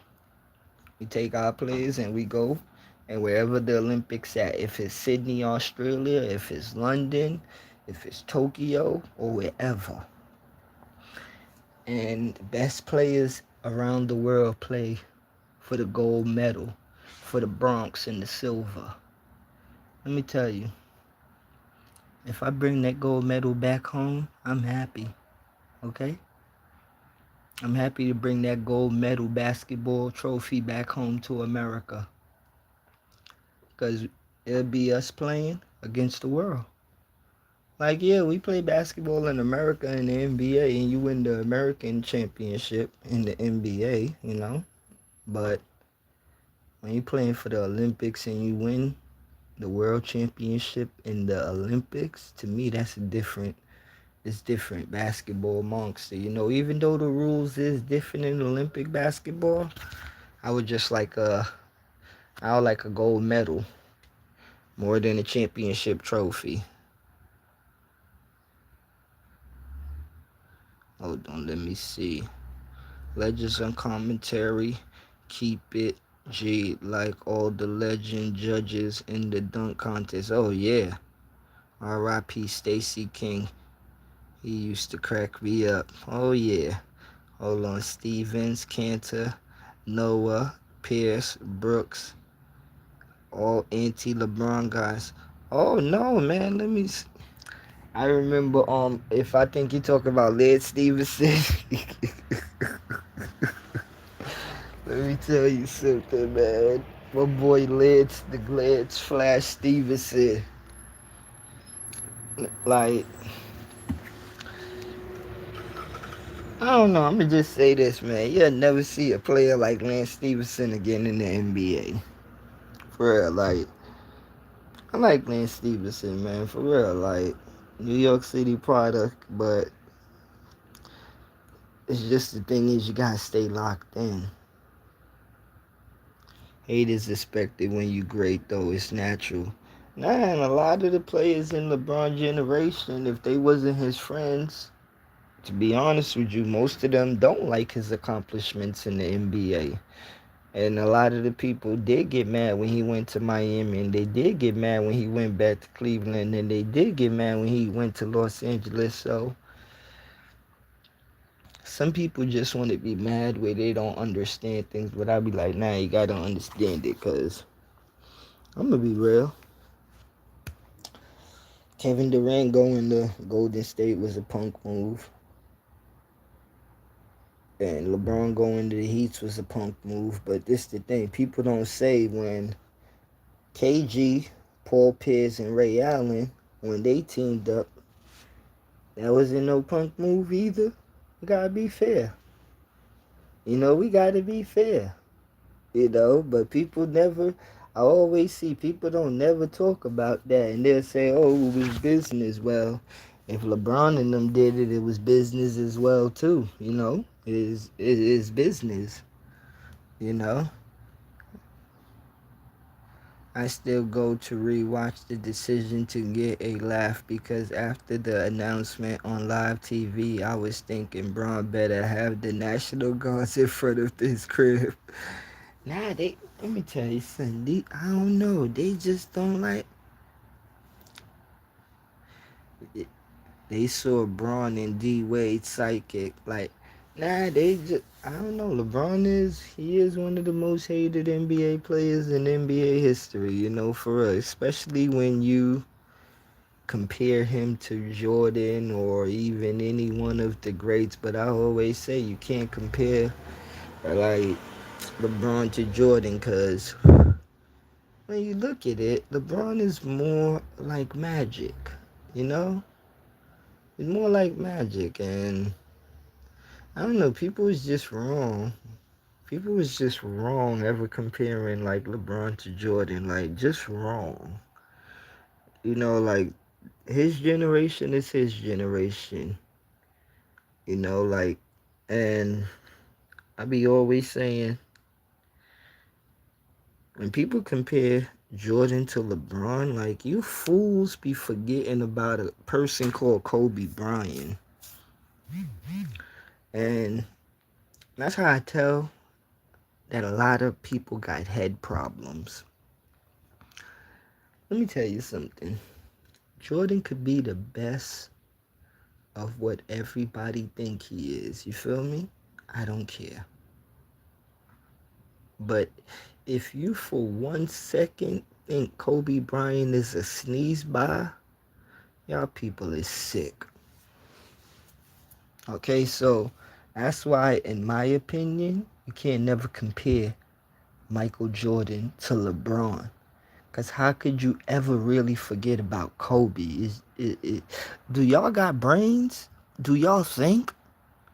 Like, I don't care about the stats. And I don't even care about the rings that LeBron got with Miami, LA, or even Cleveland.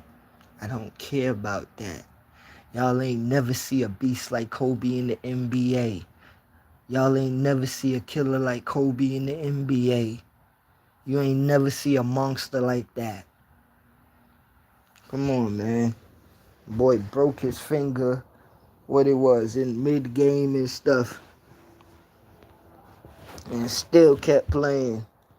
I watched what is it, the joint on YouTube they got when his one of the coaches like popped his finger back in place for him one game. Like, come on, man. Come on. Some people won't even like have the strength to want to pop their finger back in place and continue to play. Okay? For real, some people, they as soon as they think about it, they'll want to quit. Okay? Like, and a lot of people always talking about Kobe and Shaq with their rings of, like, let me tell you this, man. It ain't ending the story, but it is the story. Like, Shaq went got his ring with D Wade, and Kobe went to get his rings with Pau Gasol and Lamar Odom. You know? Come on. And he got, if I'm correct, if you look, he got one up on Shaq, I think, right? Because Shaq got 3 with LA, and that's 3 with Kobe. And then Kobe got 2 with Pau Gasol and Lamar Odom, and Shaq got that one with Dwayne Wade. So if I'm correct, it's 4-5, And the fans did that, man, of counting Shaq and Kobe like, rings.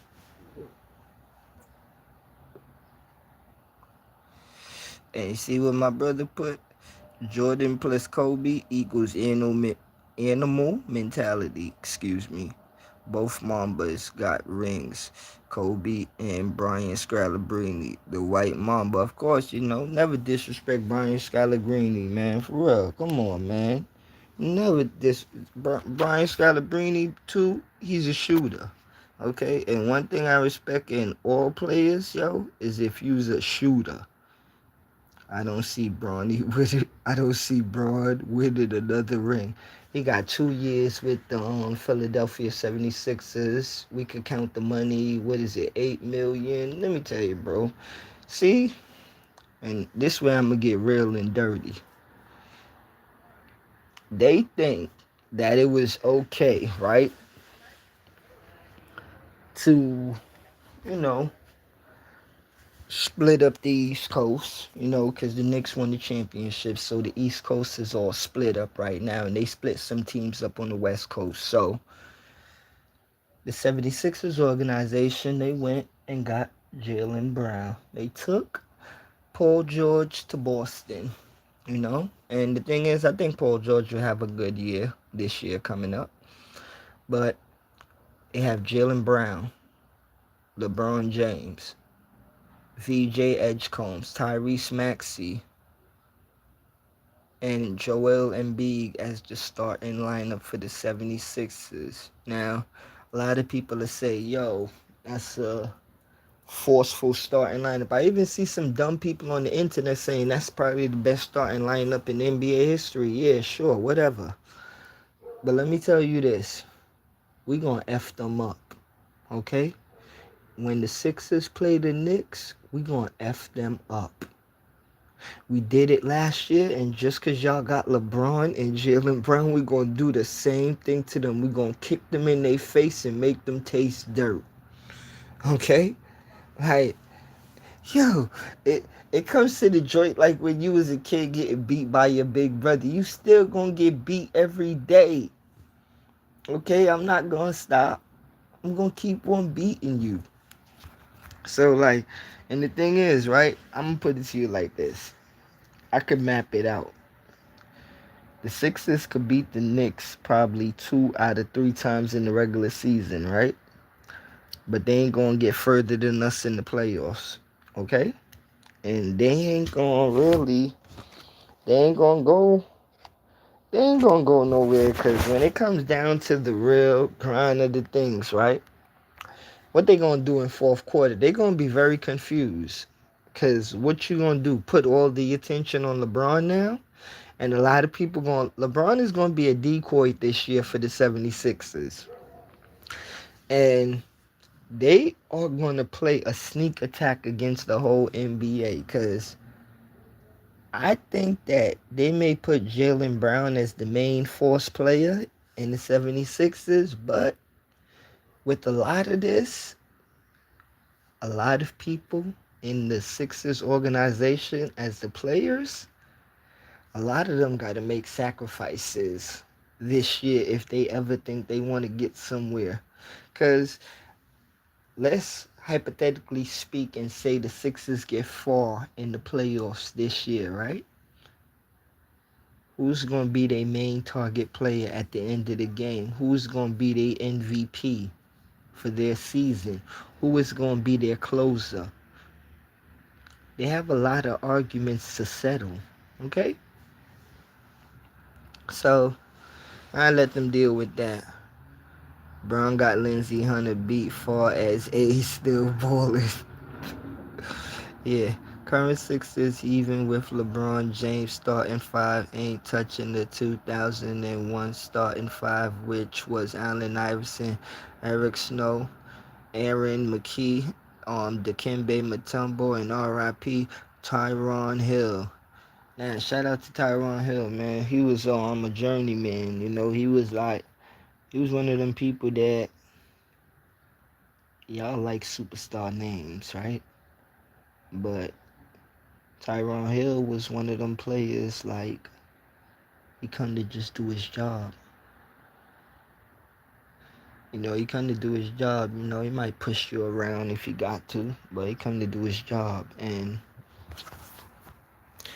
there's a lot of people in the NBA that just come to do their job. They ain't with all that all-star stuff. They ain't with all of that beefing or attention. They just want to get their pay, get the W, and go home.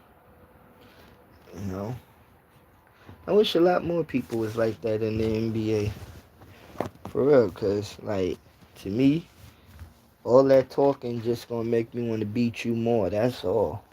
Like, that's all it's going to do is make me want to beat you more and quicker and faster, you know? Like, let's get them out of here, for real, because I ain't with that nonsense of you talking to me, you know? For real, Bron being with the Philly is more of an Achilles heel than it is a benefit. Not even this, and Philly ain't even gonna come out of the East. Well, let me tell you, bro. I want them to well, they ain't.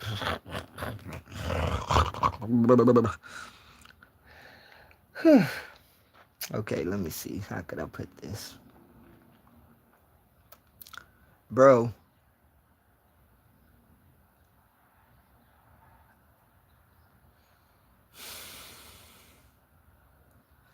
If they want to meet the Knicks in the Eastern Conference semifinals, we gonna F them up, okay?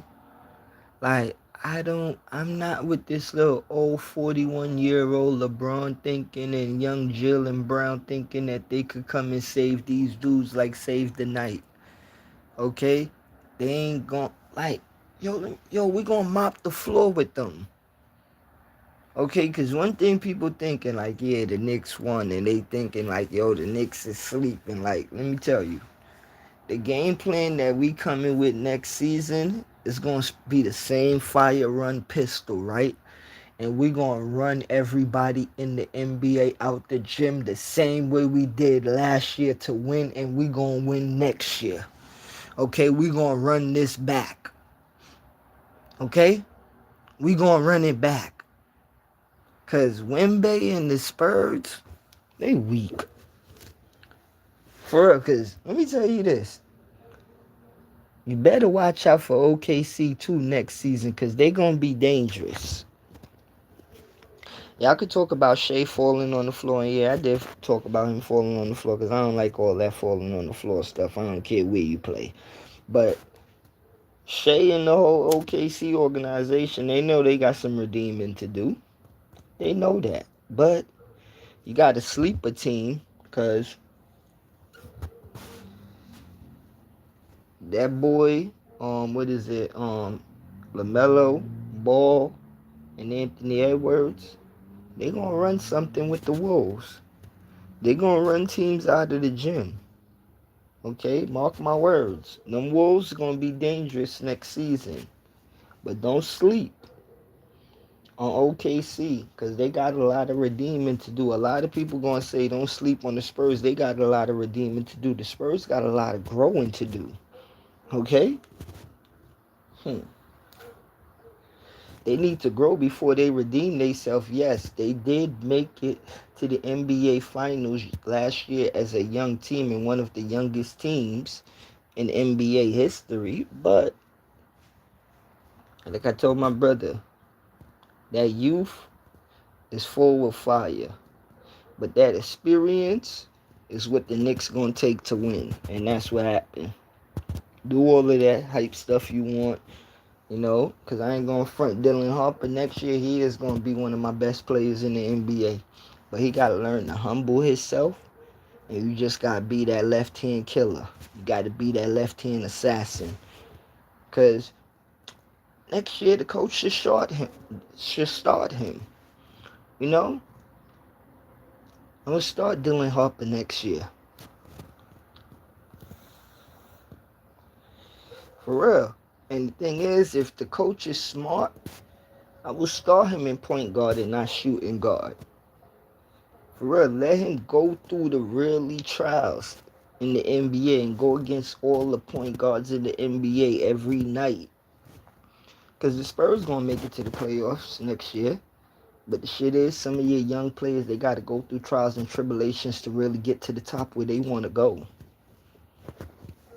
And I don't play for the Spurs organization, you know, so I can't say them what they gonna do or what they should do. That's just my opinion, you know. That's just my opinion. A lot of people think the Knicks are gonna be interim champs. Well, I don't even care about that interim championship. You know, with people talking that, but the thing is, we coming to bring noise, bro. We coming to bring noise. Okay? Like, we coming to bring noise. I'm glad Patrick Ewing's still around and that he got to see the Knicks get the chip. Yeah, and to me, I'm one of them grimy Aquarius. Patrick Ewing got a chip. You feel me? Because that championship, he got it. You know? He was still alive and still around. And shout out to John Starks. Shout out to Larry Johnson, man. Shout out to LJ. Shout out to Spreewell, Houston, Marbury, Mello, Linsanity. Come on, man, for real. Shout out to all of the Knicks alumni. Amari Stoudemire, Amon Shepard, Novak. For real, break the glass down. Champion. You know? Bernard King. You know? Come on. Frazier, Clyde Frazier, excuse me, to the elder Clyde Frazier, The Spurs are terrible at closing out games. I be laughing when Stephen A. Chuck and Shaq clown them. Well, see, this is the thing, right? And, I remember when the elders used to tell me when I was a kid watching basketball, and I used to watch some people getting up on some people, and it was like, yo, the game ain't done yet, youngin'. And that's the thing. You gotta know how to start and you gotta know how to finish. And they let people think, right, that this is just maybe a one time for the Knicks. Nah, man, we coming to, yo, we coming to dog people next year, because, like, we won and we did dog the NBA last year, but people ain't believe it. And, like, the thing is, right, when you on the top, people always want to talk this and that about you. People always want to talk miracles.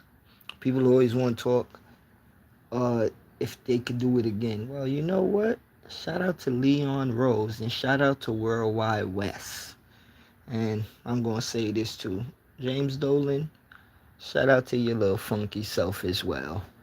Okay? Because last year, out of all of the years of watching the New York Knicks, last year was one of the years that you actually made me proud of you. Because you did a lot of nonsense. You did a lot of stuff. You messed up the team a lot of years. But last year, you was being your hype self how you are. You was being your little controlling self how you are. But you did step back. And you did let Leon Rose and Worldwide West and the coaches and the players play. You know? Victor Wembanyama a bum for skipping handshakes after taking the L. He be a Tony Parker. Nah, let me tell you, man, like, he a sucker for that, and he'll always be a sucker for that, and to me, I'm just be honest, for him doing that, he'll probably never win a championship. For real. He'll probably never win a championship. Gotta watch how you, like, it's sports and all that, but you gotta watch out how you curse yourself in this universe. And to me, I just thought that was very awful and disgusting. I just thought it was like nasty, because I remember, no matter how nasty some of our games was and how many people we played and how much we didn't like each other, at the end of the day, you be like, nah, bro, that was a good game. Like, even if you gotta punch somebody, be like, good game, bro. Like, for real, y'all beat us, like, and y'all gonna play again, So it's like, you ain't acting like, don't act like you ain't gonna never see these dudes again, or you ain't gonna never bump into them again. Y'all gonna bump into each other again in the store, down the block, or whatever, So you're moving off the court like that. It's disrespect. It's disrespect to the organization, it's disrespect to the sport, and it's disrespect to the players you played in yourself. It's disrespect all around, but that's why I say he's still young, like what, 23? He got a lot to learn in life. He may be a millionaire and a superstar NBA player in America, in the NBA, but there's a lot to learn in life, young man. There's a lot to learn, because all of them Boston Celtics and Lakers wars. A lot of people could get mad about not shaking hands, but yo, come on, man, sportsmanship, For real, like, don't be that sour. And, like, you're a real loser when you don't, like, to me, you lose twice like that. You lose twice like that, because me, if you beat me, yeah, I may be not liking it, but you know what? Y'all players get played to play basketball, a game that we all love, and you get the freedom to look at videotape more than a lot of people in the world. Y'all get to look at all type of videotape, and you get to study different things, You get to watch certain defenses, offenses, and one thing I say with a lot of NBA players, a lot of them are spoiled where some of them, they don't study tape. And that been a missing link to a lot of people, and that's one thing I say. It's one reason why I respect LeBron. Because he studied tape. One reason I respect Kobe too, because Kobe studied tape. Kobe would be there reading tape, watching tape for hours. Because the thing is, right, you got five other players on the team on the opposition side, and you got four other players on your team. You got to think for nine other players. Forget about yourself. You got to watch this tape and you got to think of how these people is thinking of how, because you ain't thinking of how they thinking of saying like, yo, bro, tell me what you doing. You watching different body movement, hours, minutes, seconds. You rewinding the tape. You fast forward in the tape to want to see if his legs slip a little to the left, which way his crossover going, which handle he puts more position on, which way he goes, which way he slows down, why he speeds up. You're watching every player. And then you pay attention to yourself too, and players that really study tape and get into it and know when they get into that box and they playing, it becomes easy. It becomes easy because you already got all of this in your head and it's playing out in your head. And people that play chess and that are masters, you know that all of these pieces are just pieces on the chessboard and they're moving in different places. And you have to be part of this chessboard and moving as well. But you have to move swiftly. So when people don't study tape and think they could just be waking up every day, that's the people that get dogged on the court. And sometimes it even happen worse on the football field in professional NFL. When some people can't read the X's and O's and some people don't, you think that you could just go home because you're a millionaire and you don't want to go to training or you don't even want to look at tape at the end of the game. Nah, I call those lazy people and lazy players because you get paid more than the regular people that me, proud, open-minded, all of us. You get paid more than all of us, and you have a lot of people like to say celebrities don't have time. No, these superstar celebrities, they have a lot of them have a lot of freedom time, but the thing is, they use their time how they want. Okay, let me see. What Victor did mirrored what a young LeBron James did when he walked off the court without shaking hands after the Cleveland Cavaliers lost Game 6 of the 2009 Eastern Conference Finals to the Magics. Yeah, bro, let me tell you, when any one of them do it, bro, I don't like it because it's like, yo, come on, man. Y'all play 83 games together. Y'all play in the playoffs together. Y'all see each other in training camps and stuff. Y'all see each other whether y'all got to travel outside of America. Y'all see each other traveling inside of America. So how you don't have like respect for your fellow brother or your fellow man, and that's just to show you sometimes you see some people say, oh, like I'm not shaking somebody's hand that beat me. Well, sometimes it shows the proud will use sore loser. I will use it shows the punk in some people. Cause coward dies a million times, right? But I'll say this.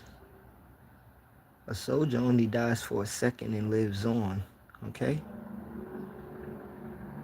That's it.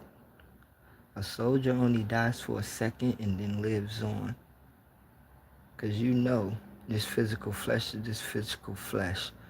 But that engine that drives that physical flesh will move on. So cowards gonna always die every day of their lives when they living. Because they do stuff every minute, every second, every hour. That's not in the natural nature and order of life.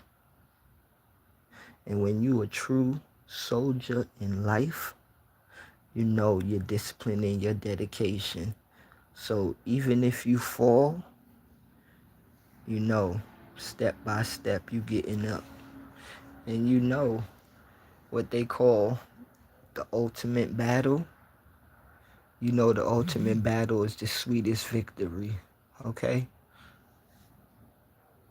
Even in street ball, if you beat somebody, they wouldn't even give you props or daps. They wouldn't even give you props or daps up. They'll walk off some sucker shit. Oh yeah, that happened many times. You know, that's how a lot of us got into many fights. You know, yeah, that's how a lot of rumbles happen on the basketball court. You know, and I don't know, different things happen, but now respect is respect, you know, and you have to respect life.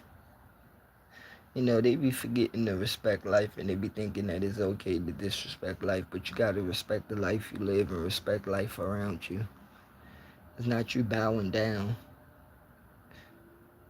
but some people will find out the hard way. You know, and to me,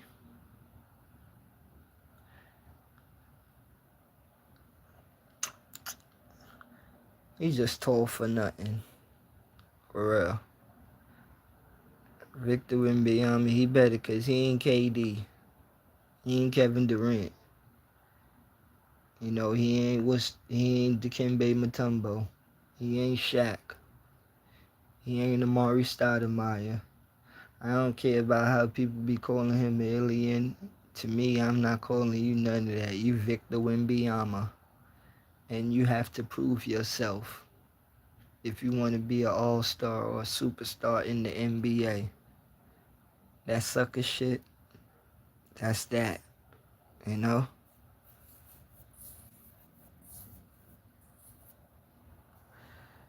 I miss Combs and Rucker Park days.